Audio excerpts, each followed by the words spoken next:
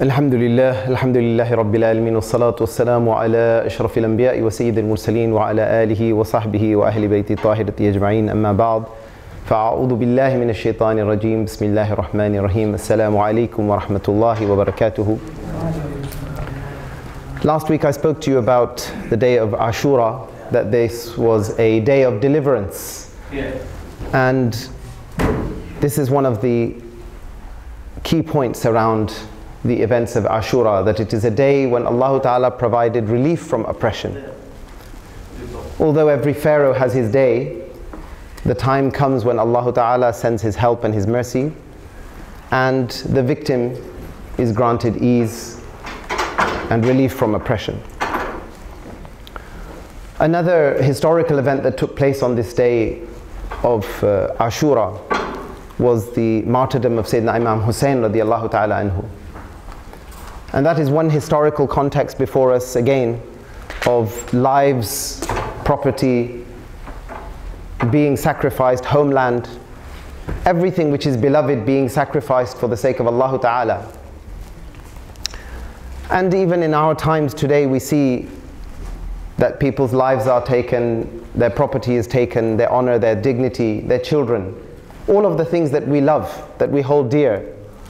All of these things are taken from them, and we have to process, we have to understand what these tests mean. How does Allah Ta'ala expect us to deal with these situations? Tragedy and loss, how do we reconcile that according to the Quran and the Sunnah of Rasulullah Sallallahu Alaihi Wasallam? So first of all, to mention very briefly, because I want to talk more about the Hadith, the verses of the Quran on this subject are relatively well known. So I'll just make a brief reference to that. In verse 153 of Surah Al-Baqarah, Allah Ta'ala says, أعوذ بالله من الشيطان الرجيم بسم الله الرحمن الرحيم يا أيها الذين آمنوا استعينوا يا أيها الذين آمنوا استعينوا بالصبر والصلاة إن الله مع الصابرين. He says, وَلَا تَقُولُوا لِمَنْ يُقْتَلُ فِي سَبِيلِ اللَّهِ أَمْوَاتٍ بَلْ أَحْيَاءٌ وَلَكِنْ لَا تَشْعُرُونَ. And then he talks about the various forms of being tested. وَلَنَبْلُوَنَّكُمْ بِشَيْءٍ مِّنَ الْخَوْفِ وَالْجُوعِ وَنَقْصٍ مِّنَ الْأَمْوَالِ وَالْأَنفُسِ وَالثَّمَرَاتِ وَبَشِّرِ الصَّابِرِينَ. Different things that you will be tested in. Fear, hunger, loss of wealth, something from your lives being expended, and also the material things of this world, that these will be taken away from you as a test from Allah Ta'ala. And good tidings are for those who are patient. Just a couple of things to mention about these verses. First of all, Allah Ta'ala says, Inna Allaha ma'as sabirin. Allah Ta'ala is with those who are patient. One of the benefits of being afflicted with hardships is that the one who is afflicted by troubles by Allah Ta'ala, is tested by Allah Ta'ala, is also given a special proximity with Allah Ta'ala. Inna Allaha ma'as sabirin. Allah Ta'ala gives him a special proximity. I was discussing yesterday with a friend about a difficult situation, and the scholars have said that one of the blessings of difficulties is that the longer the dialogue goes on, the longer the difficulty goes on, the longer the person is engaged with in dialogue with Allah Ta'ala. No. It's an opportunity to experience a special closeness with Allah Ta'ala, where the servant realizes there is no one who can help him in his difficulties except Allah Ta'ala. And so he turns to him, and there is khushu' in his ibadah, and there is sincerity in his dua. And he spends many hours in dialogue with Allah Ta'ala at that time, pleading, asking, confiding. إِنَّمَا أَشْكُو بَثِّي وَحُزْنِي إِلَى اللَّهِ. Sayyidina Yaqub alayhi salam, he mentions in Surah Yusuf, the one I confide about my troubles and my sadness, my sorrow, is Allah. I confide in Him. He didn't talk to people about his troubles, he talked to Allah. And this dialogue with Allah Ta'ala is a special gift for those who are in trouble. Sayyidina Musa alayhi salam, In the Quran, Allah Ta'ala says that He asked Musa alayhi salam, وَمَا تِلْكَ بِيَمِينِكَ يَا Musa? What is that in your right hand, O Musa? Allah Ta'ala knew very well what was in Musa alayhi salam's hand. He didn't need to ask for information. Musa alayhi salam says, قَالَ هِيَ أَصَاي. This is recorded. This is my stick. But then he goes on to explain the uses to which he puts a stick. He says, I use it to bring down the foliage for my animals to eat. Does Allah Ta'ala need to be told the uses of a stick? It's not that kind of question. It's not that kind of question where Allah Ta'ala is asking for information, saying, tell me what is in your hand. And that Musa alayhi salam needed to elaborate for him the uses to which a person who is tending to animals puts the stick. It's not informational, he's talking to Allah. And so the scholars said that Musa alayhi salam was overwhelmed at the proximity which he enjoyed with Allah Ta'ala, that he was being given the opportunity to speak with Allah Ta'ala, and so he protracted his speech. He wanted to continue the process of dialogue. He didn't give short answers. He expanded on them because he was excited about the fact that he was conversing with Allah Ta'ala. He wanted to talk. So one of the blessings of the person who is afflicted with trials and tribulations is that he has the opportunity to engage in protracted dialogue with Allah Ta'ala, and this is the real blessing of being afflicted. It's not about trials and relief. It's not about what you go through or what happens afterwards. What is important is the state you are in. The state you achieve at that time where you are close to Allah and you speak to Allah. You converse with Allah Ta'ala. Inna Allaha ma'as sabirin. And it says here in the tafsir that ma'ahum bin nasri wal ma'wana wal hifz wal ta'yid. That Allah Ta'ala is with them with His help, His assistance, His protection and His support. That all of these things are enjoyed by the one who is in trouble. Inna Allaha ma'as sabirin. The one who is steadfast, Allah Ta'ala blesses him. And then Allah Ta'ala says, وَلَا تَقُولُوا لِمَنْ يُقْتَلُ فِي سَبِيلِ اللَّهِ أَمْوَاتٍ. Don't say that the one who dies in the way of Allah is dead. Don't say it with your tongue. In another place He says, don't think it in your mind. He said, don't even consider it for a moment. He said, بَلْ أَحْيَاءٌ وَلَكِنْ لَا تَشْعُرُونَ. But they rather, bal is a corrective, rather, أَحْيَاءٌ. They are alive. وَلَكِنْ لَا تَشْعُرُونَ. Not the life that you understand. This is the life of barzakh, the life of the grave, that Allah Ta'ala has provided them with. In another verse He says He gives them rizq. They are given provision there by their Lord. So one of the things that we need to understand is that people who lose their lives in this world, they have a life with Allah Ta'ala which is better for them, more blessed for them. Rizq with Allah Ta'ala which is more blessed than the rizq they were deprived of on this earth. The shortage they had here will be rewarded by abundance there. There is a better life with Allah Ta'ala for them. بَلْ أَحْيَاءٌ وَلَكِنْ لَا تَشْعُرُونَ. And then about the statement قَالُوا إِنَّا لِلَّهِ وَإِنَّا إِلَيْهِ رَاجِعُونَ. They say that we are from Allah and to Allah is our return. The Mufassirin say that they testify with their tongues that they are the servants of Allah Ta'ala. يَفْعَلُ بِهِمْ مَا يَشَاءُ. يَفْعَلُ بِهِمْ مَا يَشَاءُ. He does with them what He wills. So their obedience in saying إِنَّا لِلَّهِ وَإِنَّا إِلَيْهِ رَاجِعُونَ is indicating that their lives belong to Allah Ta'ala. Everything they hold beloved belongs to Allah Ta'ala. يَفْعَلُ بِهِمْ مَا يَشَاءُ. He does with them what He wills. And they surrender to His will. This is their rank. May Allah Ta'ala make us patient in afflictions. Let us learn from their example. 5 narrations on this point, if we get through 5 inshallah. The first one is mentioned, it's a famous narration from Sayyidina Umar ibn al-Khattab radiallahu ta'ala, who it comes in different forms. This one is from Safwatul Tafasir, one of the abridged compilations of tafsir, روي عن عمر بن الخطاب رضي الله تعالى عنه, it is narrated from Umar ibn al-Khattab رضي الله تعالى عنه أنه قال ما أصابتني مصيبة إلا وجدت فيها ثلاث نعم. Never was I afflicted by trouble, مصيبة, except إلا وجدت فيها ثلاث نعم. I found in it 3 blessings. So his positive mindset is that he says in affliction he finds 3 blessings. أنها لم تكن في ديني. The first blessing for which he is grateful when he suffers the loss of this world is that it is not to do with his religion.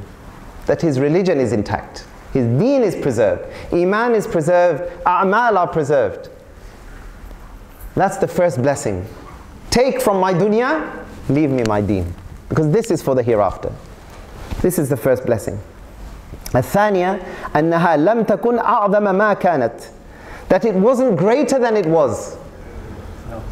If you lose 1 limb, you could have lost 2. At least Allah Ta'ala gave you a spare. If you lose 1 member of your family, you could have lost more. There is always something worse that can happen. But it's difficult to think like this. Of course we focus on what we have lost. But Sayyidina Umar radiallahu ta'ala is teaching the people how to think positively. To think that it could have been worse and Allah Ta'ala protected me from that greater harm and He only tested me to this extent. He could have tested me more. Everything is His. He could have taken everything from me. He put a limit at this point. It could have been worse. الثالثة أن الله يجازي عليها الجزاء الكبير ثم تلا قوله تعالى أولئك عليهم صلوات من ربهم ورحمة وأولئك هم المهتدون. The third, he reflected upon the fact that Allah Ta'ala grants a great reward. يجازي عليها الجزاء الكبير. That He rewards upon the affliction. This alayha, this feminine pronoun is referring to the musibah, the affliction, that's feminine.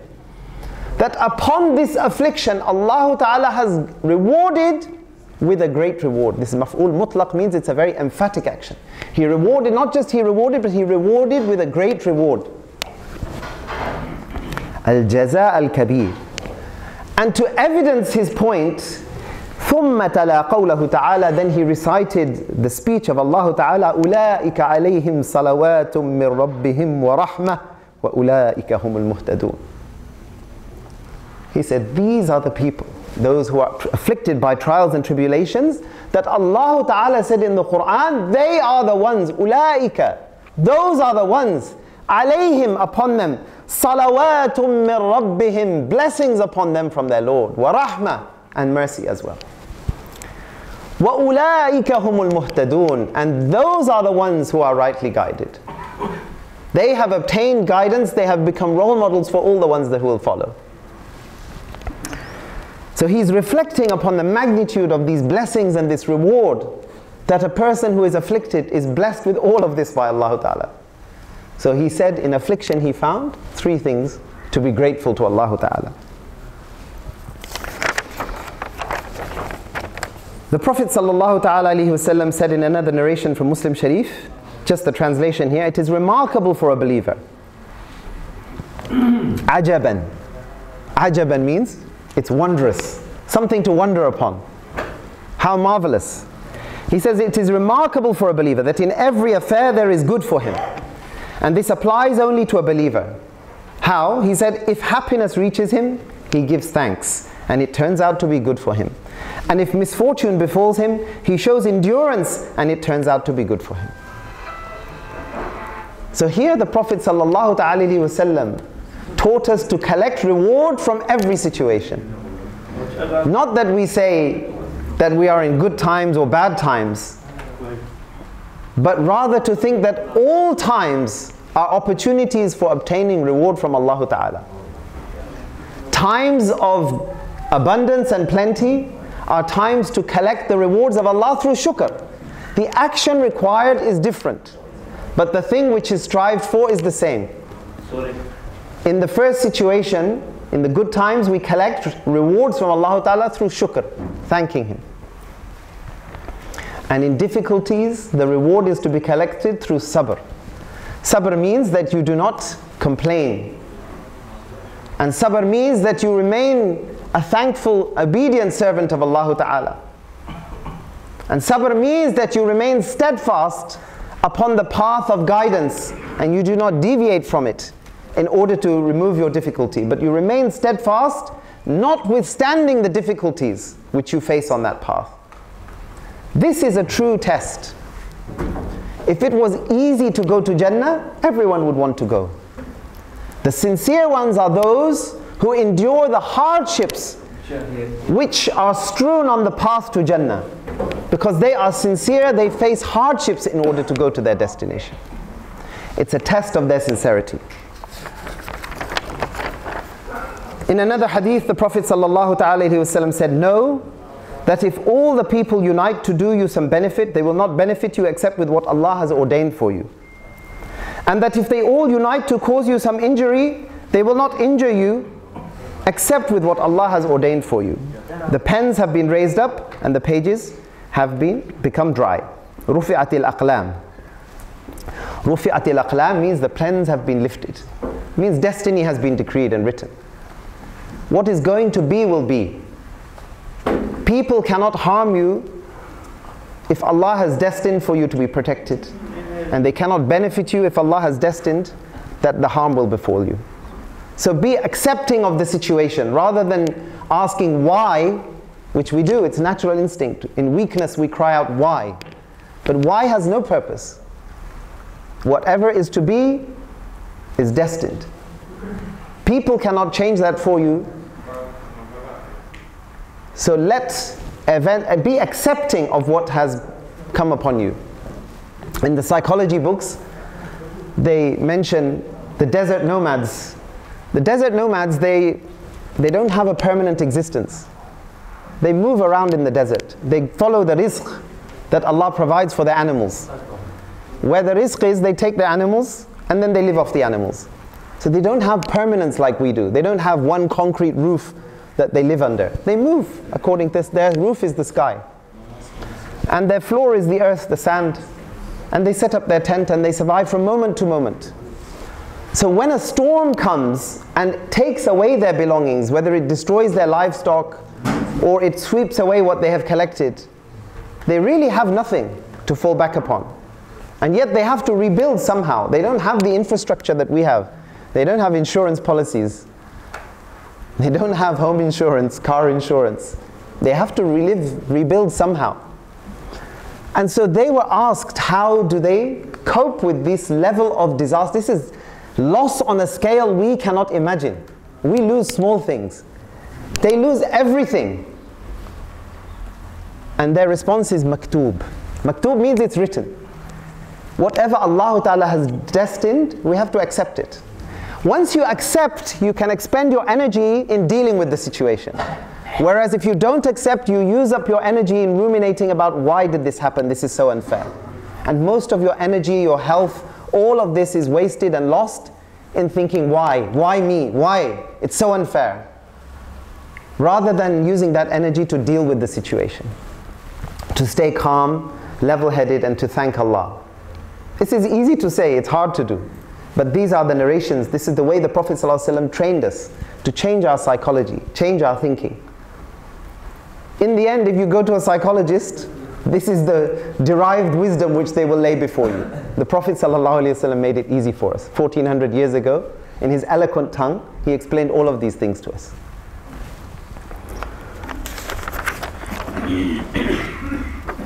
The Prophet ﷺ also said, I know a verse which would suffice the people if they would but follow it.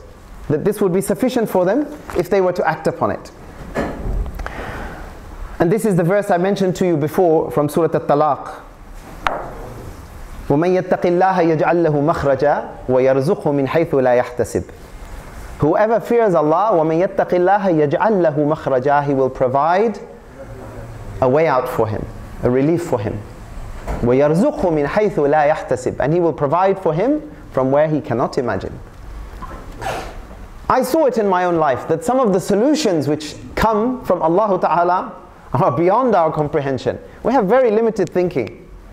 We choose between a couple of simple alternatives and we say, I want this, I want this. But when help comes from Allah Ta'ala, it is beyond your imagination. مِنْ حَيْثُ لَا يَحْتَسِبْ.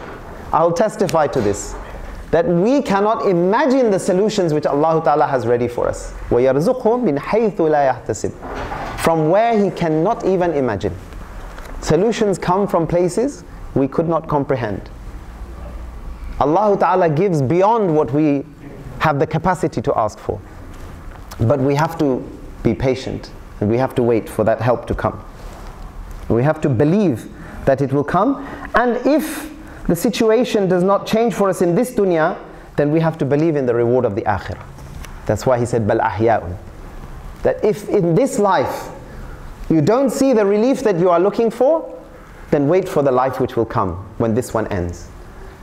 Now this earth and everything upon it means everything to you. But I attended a funeral just 2 days ago. When you go into the earth, everything here is forgotten, and that life will begin. Then you will care about the rizq which you will have in your grave. You will care about the light in your grave. You will care about the companionship in your grave. And you will not care about the life here. So Allah Ta'ala says to us that if you are afflicted here, then think about the life which is to come. That is another life which is more protracted, more useful. That is the intermediate stage between this world and the hereafter, the life of the barzakh. And that is a window into your hereafter, into your final destination. A window into Jannah or a window into Nar. The last hadith I wanted to mention to you today, Sayyidina Abu Hurairah radiallahu ta'ala reports, the Prophet sallallahu alayhi wa sallam said, إِنَّ الرَّجُلَ لِتَكُونُ لَهُ عِنْدَ اللَّهِ الْمَنْزِلَةِ فما يبلغها بعمل فلا يزال الله يبتليه بما يكره حتى يبلغه إياها. There is a man, he has a rank with Allah Ta'ala, and he doesn't achieve it by his good deeds. Yani Allah Ta'ala has written a certain rank for this person, but his good deeds are not capable of getting him to that rank. And so Allah Ta'ala then afflicts him with trials and tribulations. Things that he doesn't like.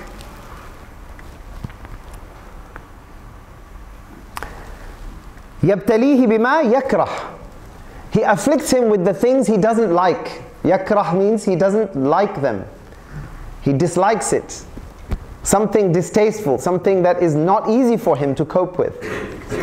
And then he reaches the rank which was destined for him through his patience. So these trials become a means for Allah Ta'ala to raise the ranks of His servants to a level they could not achieve with their good deeds alone.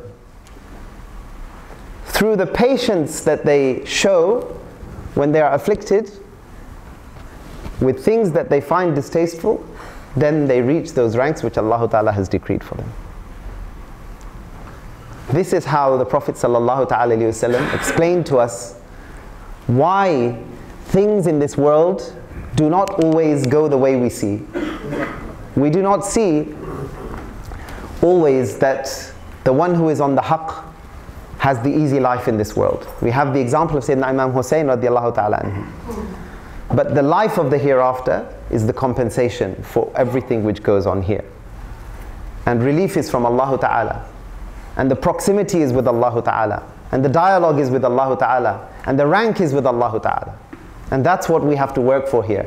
What we have with Allah Ta'ala. That is what we are working for at every step. May Allah Ta'ala give us tawfiq to act on what we have heard. Wa akhiru da'wana anil hamdulillahi rabbil alamin. Assalamu alaikum.